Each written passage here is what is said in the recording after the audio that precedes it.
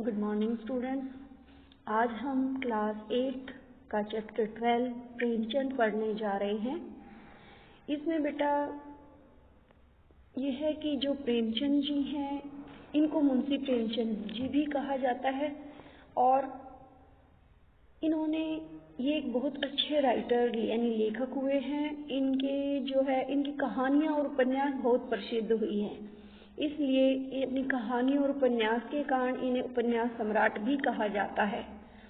पहला है बेटा देखो, मुंशी प्रेमचंद का जन्म एक गरीब घराने में काशी से 4 मील दूर बनारस के पास लम्ही नामक गांव में 31 जुलाई 1880 को हुआ था। यानी कि इनका जन्म कहाँ हुआ था? बनारस के लम्ही गांव में 31 जुलाई 1880 को। उनका असली नाम श्री धनपत राय था, यानी कि उनका नाम जो उनके माता पिता ने रखा था वो धनपत राय था। लेकिन जो उन्होंने कहानियाँ लिखी, जो लेख लिखे, जो उपन्यास लिखे, उनको उन्होंने प्रेमचंद या मुंशी प्रेमचंद के नाम से उन्होंने अपनी कहानियाँ लिखी थी। 8 वर्ष की अल्पायु मतलब छोटी आयु में ही उन्हें मातृ स्नेह यानी माता के स्नेह से वंचित होना पड़ा। क्यों वंचित होना पड़ा? क्योंकि उनकी माता का देहांत हो गया था। दुख ने यहाँ ही उनका पीछा नहीं छोड़ा। 14 वर्ष की आयु में इनके सिर से पिता का साया भी उठ गया, अर्थात जब ये 14 साल के थे तो इनके पिता की भी मृत्यु हो गई।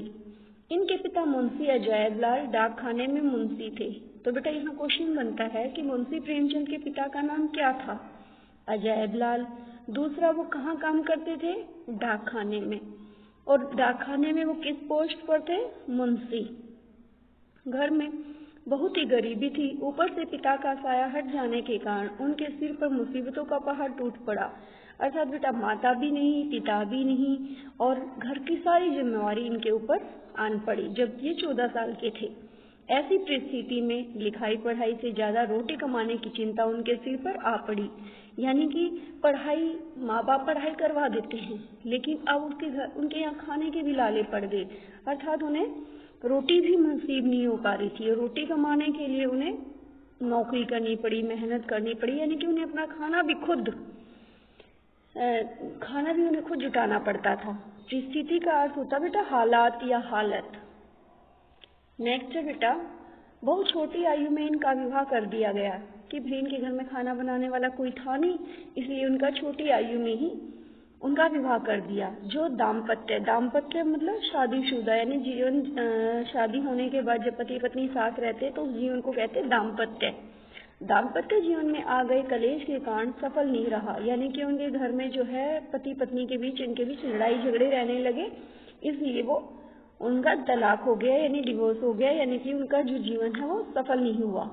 प्रेमचंद ने बाल विधवा शिवरानी देवी से दूसरा विवाह कर लिया। यानी कि पहले जो उन्होंने अपने पहला विवाह किया था तो उसका दाम्पत्य जीवन यानी शादीशुदा जीवन जो उनका था वो ठीक से नहीं गुजरा, वो अलग हो गए। लेकिन बाद में प्रेमचंद ने एक विधवा थी जो बचपन में ही विधवा हो, क्योंकि बेटा उस टाइम पर छोटे बच्चों का विवाह कर देते थे, तो वो विधवा थी। तो उस विधवा का नाम था शिवरानी देवी से उन्होंने दूसरा विवाह कर लिया तथा उनके साथ उन्होंने सुखी दाम्पत्य जीवन बिताया। विद्यार्थियों को ट्यूशन पढ़ाकर किसी तरह उन्होंने न सिर्फ अपनी रोजी रोटी चलाई बल्कि मैट्रिक भी पास किया।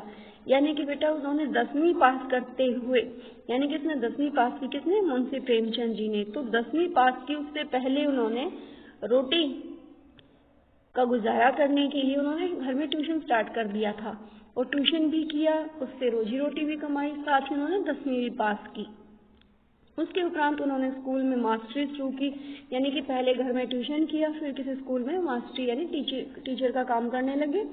यह नौकरी करते हुए उन्होंने FA और BA पास किया। MA भी करना चाहते थे पर कर नहीं सके। स्कूल मास्टरी के रास्ते पर चलते चलते सन 1921 में इनकी पदोन्नति मतलब इनका तरक्की हुई तथा वे गोरखपुर से डिप्टी इंस्पेक्टर स्कूल बना दिए गए। यानी स्कूल के डिप्टी इंस्पेक्टर बना दिया गया उन्हें।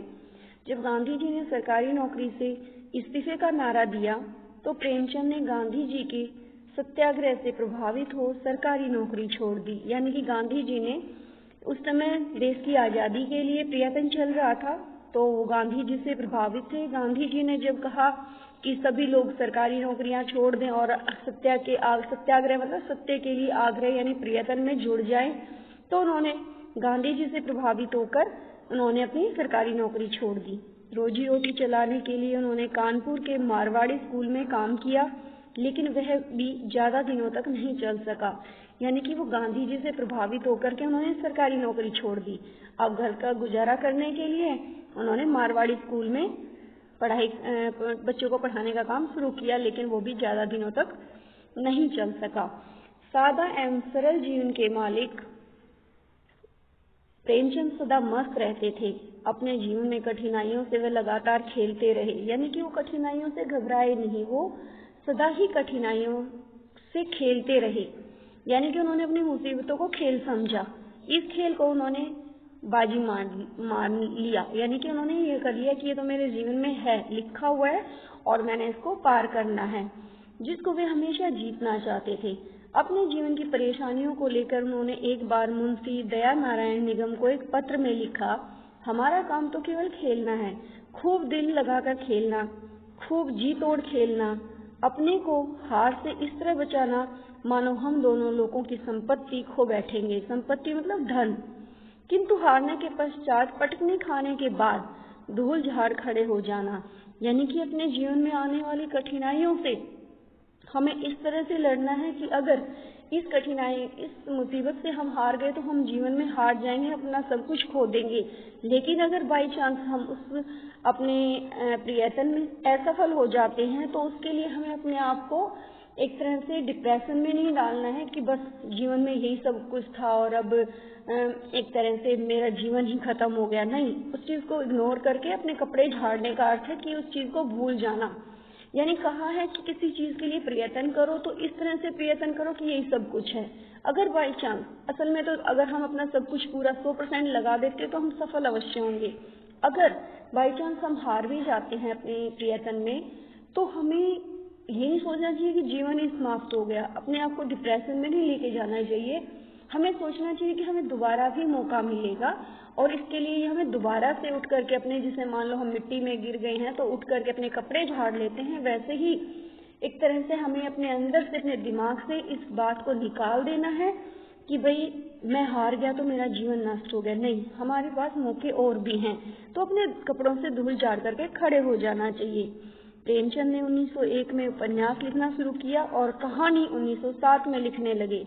यानी कि इनका क्वेश्चन आ सकता है कि प्रेमचंद जी ने उपन्यास कब लिखना शुरू किया और कहानी कब। यानी कि 1901 में उपन्यास, यानी पहले उन्होंने उपन्यास लिखने शुरू किए और उसके बाद 1907 में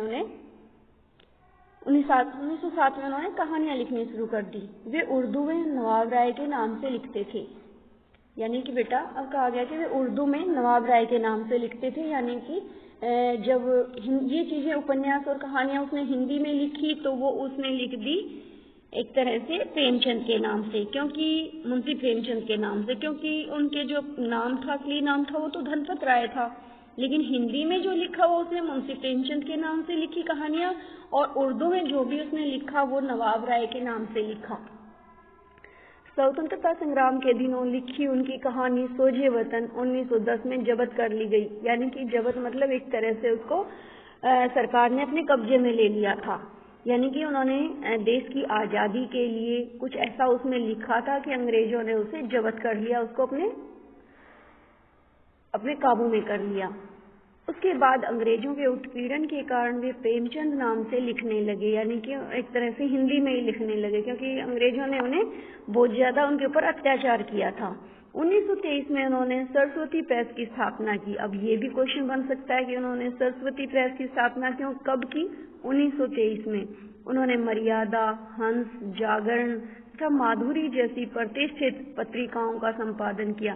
प्रेस होती है बेटा जहाँ पर न्यूज़पेपर छापे जाते हैं, प्रिंटिंग मशीन जहाँ होती हैं, तो यहाँ पर उन्होंने सरस्वती प्रेस की स्थापना की।